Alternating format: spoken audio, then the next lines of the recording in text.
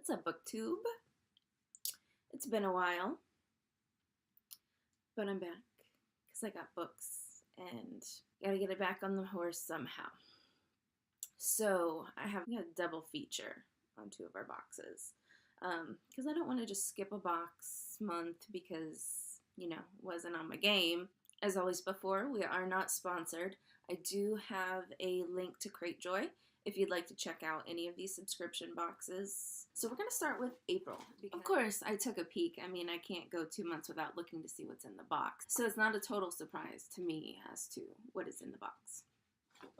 But it's personally packed by JR. Looks like we have 2 hardcover books. The first one is The Forbidden by F.R. Tallis. The praise on the back says, this novel is an elegantly constructed, psychiatric, gothic, all spires and gargoyles and ghostly echoes, the sort of vast, dread edifice we sometimes build around ourselves when the lights go out. Wow, that sounds delightful. Ooh, The Alienist meets The Exorcist. It is historical fiction. It says 1873, when the ambitious Dr. Paul Clement takes a job on the island of St. Sebastian, he has dreams of finding cures for tropical diseases. After witnessing the ritualistic murder of a young boy who was already allegedly deceased, he is warned never to speak of what he has seen. Back in Paris, Paul's attentions turn to studying the nervous system and resuscitation through electricity. Paul is told of patients who have apparently died, been brought back to life, and while they lay between life and death, witnessed what they believe to be heaven itself. Using forbidden knowledge he swore never to use, he attempts to experience what everyone else has seen, but something goes horribly wrong. When Paul returns to the land of the living, it is possible that he brings something else back with him, an unspeakable evil so powerful it can never be banished. That sounds awesome.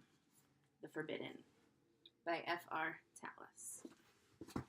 And then the second book we have in April is Werewolf Cop by Andrew Clavin. Probably could have come up with a better title than that, but it's blurbed by Stephen King on the front. It says, the most original American novelist of crime and suspense since Cornwell Woolrich. The most original, with a very dull title. Let's see what this is about. Zach Adams is one of the best detectives in the county. Nicknamed Cowboy, he's a soft-spoken homicide detective from Houston, known for his integrity and courage under fire. He serves on a federal task force that has a single mission: to hunt down Dominic Abend, a European gangster who has taken over the American underworld. After a brutal murder gives them a lead, Zach and his tough guy partner feel like they're finally on the trail. Things get complicated. Finds himself lured into the impossible. In a century-old forest under a full moon, a beast assaults him, cursing him forever. In the aftermath, Zach is transformed into something horrible, something deadly. Werewolf Cop. No big surprise as to what that one would be about. A cop that gets turned into a werewolf. We'll give it a try. I do like werewolf novels, werewolf stories. So these are our 2 hardcover books. And then you also get to enter the code and get a surprise book on the go. We'll have to, I've yet to check those out, but we should check them out. Books are always good. We also have May, My Thrill Club. And again, it comes with a book on the go. The first one for May is The Motion of Puppets by Keith Donahue. In the old city of Quebec, Kay Harper falls in love with a puppet in the window of Quatre Mains, a toy shop that is never open. She is spending the summer working as an acrobat with the cirque while her husband, Theo, is translating a biography of the pioneering photographer Edward Muybridge. Late one night, Kay fears someone is following her home. Surprised that the lights of the toy shop are on and the door is open, she takes shelter inside. The next morning, Theo wakes up to discover his wife is missing. Under police suspicion and frantic at her disappearance, he obsessively searches the streets of the old city. Meanwhile, Kay has been transformed into a puppet and is now a prisoner of the back room of the Quatremains, trapped with an odd assemblage of puppets from all over the world who can only come alive between the hours of midnight and dawn.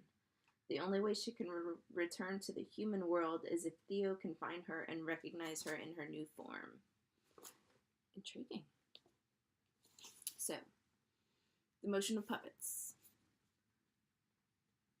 Keith Donahue is also the author of The Boy Who Drew Monsters, which sounds familiar, but I have yet to read that either.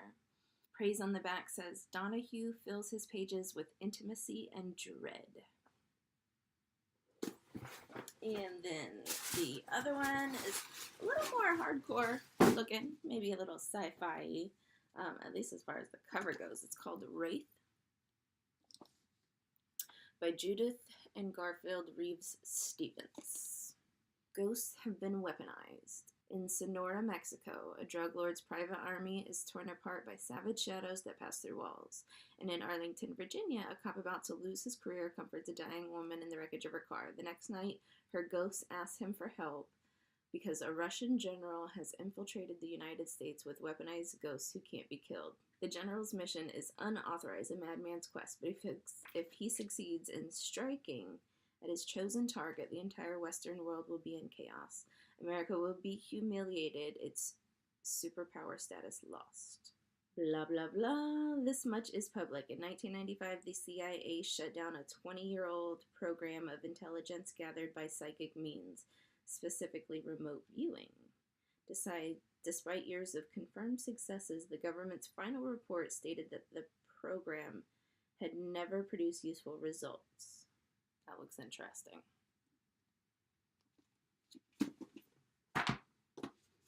So, this is our 2 books for May. And our 2 books for April. May and April. I love this subscription book box. 4 very lovely hardcover books for $30. And 2 books on the go, which hopefully I will utilize soon so that I can let you know what I think. My Thrill Club, you're the best. That was awesome.